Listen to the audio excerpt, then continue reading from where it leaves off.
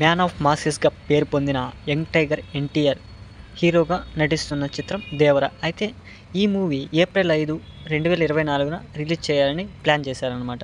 అయితే ఆ తేదీకి సినిమా రావడం లేదని కొద్ది రోజుల ముందే మనకు ఆ క్లారిటీ అయితే ఇవ్వడం జరిగిందనమాట.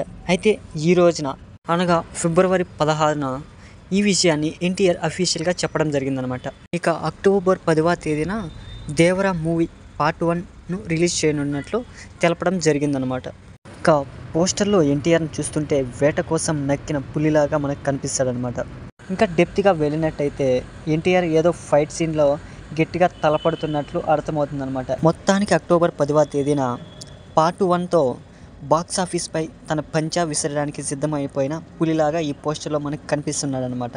అయితే ఈ పోస్టర్ చూశాక మీకేమనిపించింది? సినీ అభిమానులకు నిజమైన దసరా దేవర పార్ట్ 1తో ఎన్టీఆర్ తెస్తారంటారా? మీ అభిప్రాయాలను కామెంట్స్లో తెలియజేయడం మర్చిపోకండి ఫ్రెండ్స్. ఈ విషయంపై మీ అభిప్రాయాలను కామెంట్స్లో తెలియజేయడం మర్చిపోకండి ఫ్రెండ్స్.